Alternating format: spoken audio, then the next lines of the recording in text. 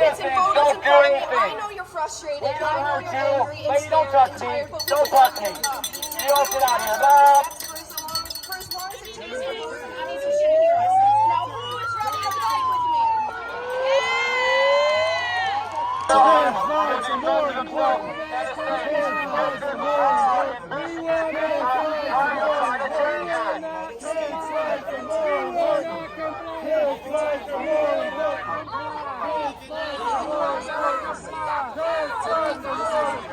Of listing off places where people have been killed by gun violence. We have seen too many times what can happen when someone opens fire in a place that's supposed to be about community, togetherness, or learning. We've seen gun violence every day in communities across Michigan and across the country, where criminals have an easy time getting their hands on guns and perpetuate cycles of violence and endanger our communities. In the most ordinary circumstances, we see extraordinary violence. This is a uniquely American problem, and Michigan knows this pain too. Gun violence is the leading cause of death in this country and only in this country, and we have experienced it too frequently. A little over a year ago, we saw a mass shooting in Oxford, Michigan, where 4 students were killed and another community was changed forever. We saw another just a few weeks ago on Michigan State University's campus, where we lost 3 incredible Michiganders. We have faced a lot of challenges over the 4 years, but the days after those shootings were without question the very heaviest and hardest. Because what can you say to a parent who's lost a child to gun violence? Of course, we can and we will take action. We know that every person has the right and the right of freedom to feel safe in their place of worship, in their place of education, in their neighborhood, in their workplace, in their community. That is a freedom we must fight for. And we are here to honor those who lost their lives by taking action.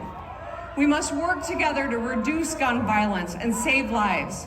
Michiganders agree. It is why the vast majority of us want common sense gun reform. Now, there are 3 immediate priorities we are focused on: universal background checks, safe storage, and extreme risk protection orders. These are efforts to keep guns out of the hands of criminals and domestic abusers and those who pose a danger to themselves or others. And finally, the good news: we are making progress, long overdue. So the gun violence prevention majority in the Michigan Legislature, the folks in the building behind me, recently passed a bill requiring background checks for all firearm purchases. Right now, only some guns require a background check, but long guns and shotguns don't. That doesn't make sense, right? That's why I cannot wait to sign that bill into law so that we have a universal program. And soon the legislature will be passing safe storage laws. This is what the families of Oxford have been telling us they want. We're going to get it done. And the legislature will also pass bills on extreme risk protection orders so that law enforcement, friends, or family can petition a court to temporarily suspend a person's access. These are 3 common sense things that we can do to stop gun violence. They have broad bipartisan support, and they are supported by responsible gun owners who want to keep their communities safe. With all these laws, they will violate our rights. Extreme risk protection law will violate our rights. 100%. Extreme risk protection will hurt us, not help us. To die from gun violence in other industrialized countries, the states that have stronger gun laws have seen a significant reduction in gun violence. Back up. You know that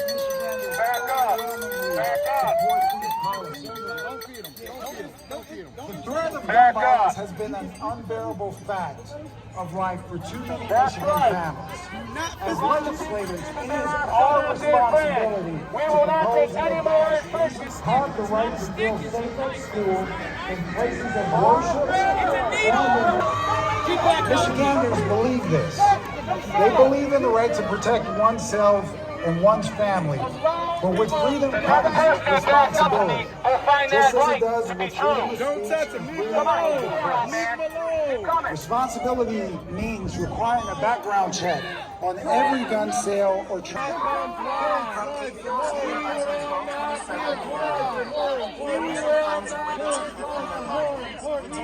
It's just another news article.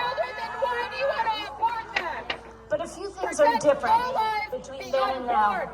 Now we can finally do something productive with our anger and our frustration and our pain, because now the majority of lawmakers serving in this legislature are willing to finally do something about gun violence. I am happy to report that these measures have been voted out of committee and are progressing through the legislative process right now.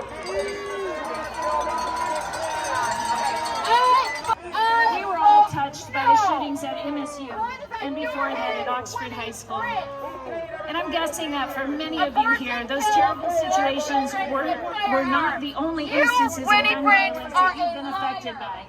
In your family, at your school, or in your community. Suicide, domestic. We have heard the cries of parents whose children have been murdered due to gun violence, yell and scream louder than anybody else out here. All eyes on me.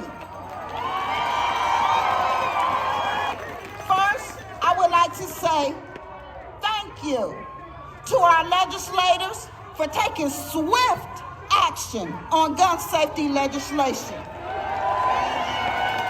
like universal background checks, secure storage, and extreme risk protections.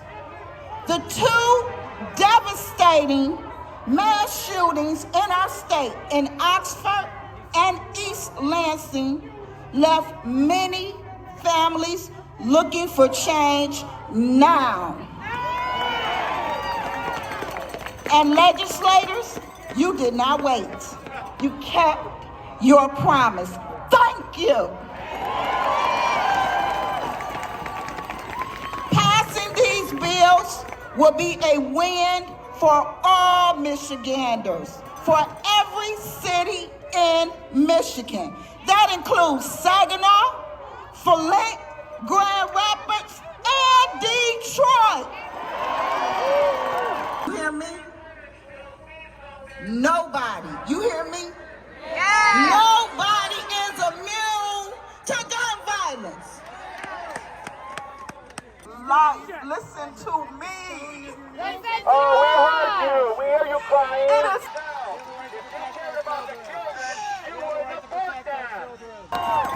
So I'm asking each and every one of you, this is my call to action to you today.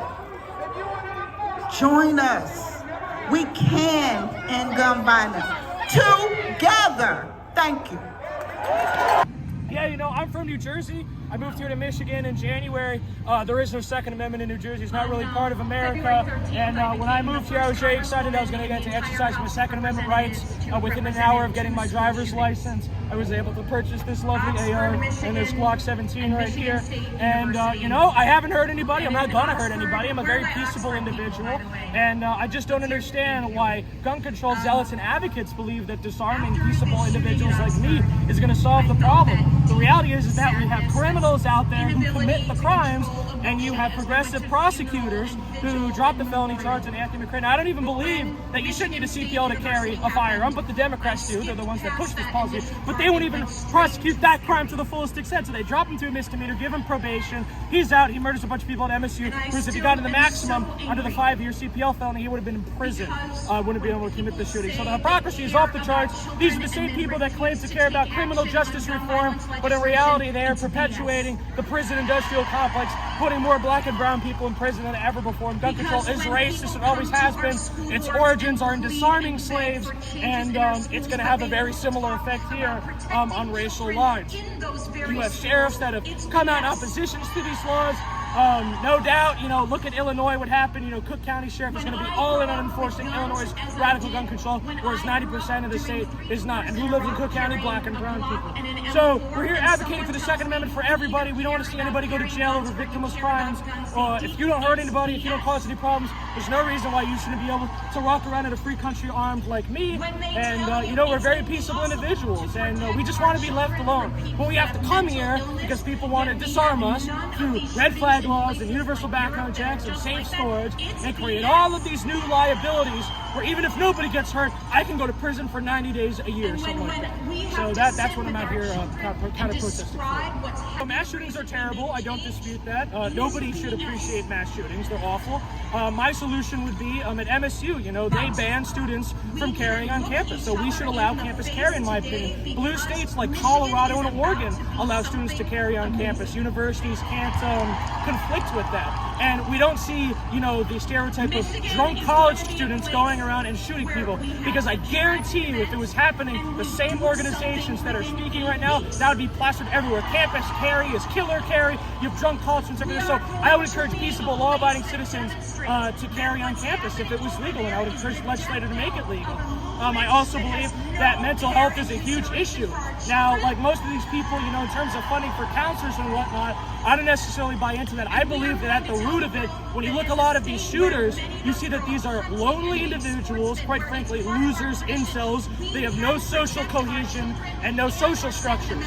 So we need to be fighting those kids early on, and we don't need to red flag them or kick them out of the school system. We need to encourage them to mingle with others, because when you have a strong network of individuals and you care about one another, you don't do senseless things like this because you have a stake in life. You have a future. But when you don't have any friends, when you don't have anybody, you don't give a shit and you do crazy things like this. That's another big problem. For your courage, for your determination, for your perseverance, for never giving up and never backing down. And because of you, all of us are here today. I have been here on these sides talking about when we're finally going to do something to combat senseless, unnecessary gun violence in this state. And the answer to that question is protect the public. I've filed lawsuits. I've signed on to amicus actions. I've written letters. But it's not enough. It is not enough. And I remember talking to a Republican legislator when I got into office and said, what can we do to work together on various issues? What about guns? What about gun safety laws? And I remember him saying to me, well, it's a non-starter on gun safety laws. We're never going to pass any laws that involve guns. Can you imagine? Can you imagine being a legislator, being elected and saying it doesn't matter how many lives are taken. It doesn't matter how many children have to die. We're not going to do anything about it. It wasn't that we had the wrong policies. We knew what those policies were. We just didn't have the right players, did we? Well, guess what? We do now.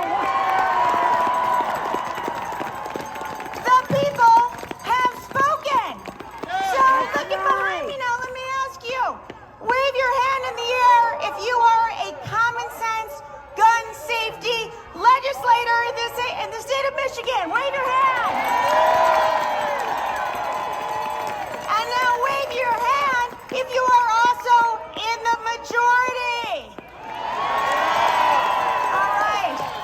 And wave your hand in the air if you are a common sense gun safety governor of the state of Michigan. She's right there and she's ready to sign. So let me say this. As these bills proceed forward, to all of the legislators behind me, you have my support. I'm going to do everything I can to assist you. And once you pass those laws, I'll do everything I can around the state of Michigan to educate people on these new laws. I will do everything in my power to enforce these laws, and I will do everything in my power to defend these laws once they're passed. bishops of Michigan and our some 200 communities of faith, we support sensible gun bills that will soon be voted on and passed in the House and Senate. I worship a God who came into this world and said, I am resurrection and I am life. And resurrection means there is always something more. We'll do it one group We can do more, bit by bit. Sensible change. Mandatory seatbelts didn't end automobile accidents, but it decreased fatalities, and sensible gun laws can do the same.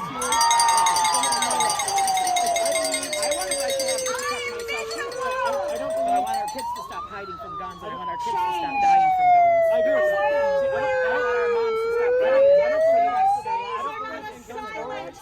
Poverty-fueled plague of death. I envision a world where the help of medical professionals and police can intercede before an extremely troubled person faces a situation with a gun. I envision a world where I do not have to give pastoral care to a priest who is about to marry his two and a free trip. That's not what's on the table. Don't believe the lies. Enough lies. I envision a world where I do not have to say to one of my colleagues on my staff, stay home from work. I know your son was on MS. Be with your family. Friends, we can do more. I envision a world greatest cause in church. When we're still wearing kids going to the classroom, it's their time. Just like the goddamn election story. Please welcome back to the podium, Jonathan Motherfuckers are criminal. I get it. Everybody wanted a goddamn non-politician. I'm not a politician. I'm a fucking granddaughter. You need to go sit down straight. And I fucking have Congresswoman Gabby Giffords is becoming known around the world for her story, resilience, and strength in the wake of tragedy. The youngest woman ever elected to the United States Senate, Gabby Giffords, representative from the Arizona Legislature, has served for several years before being elected in the U.S. House of Representatives in 2006. He's rowdy, but like he's not. On January 8, 2011, Gabby was shot in the head You want to protect kids in the United while States of meeting with America? constituents in her There's a hometown fucking of Tucson, problem. Arizona. Especially in our state. The shooter killed 6 people and injured 13 others. After months of intensive care, Gabby embarked on a courageous rehabilitation journey in the public spotlight. She worked to win back some of the mobility and speech that had been taken away by gunfire. After resigning from Congress to focus on her recovery, in January of 2013, just weeks after the tragedy at Sandy Hook Elementary School, Congresswoman Giffords founded the gun safety group and quickly became Can change so quickly. Mine did when I was shot. But I never gave up hope. I chose to make a new start, to move ahead, to not look back.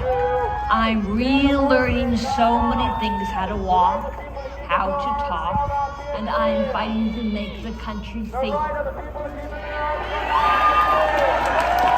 Losses hurt, setbacks are hard, but I tell myself, move ahead. I'm finding joy in small things, ride my bike, playing the French horn, going to the gym, laughing with friends. The small things add up. We are living in challenging times. We are up for the challenge. My own recovery has taken years. Many, many people have helped me along the way, and I learned so much. I learned when people care for each other and work together, progress is possible. The world is possible.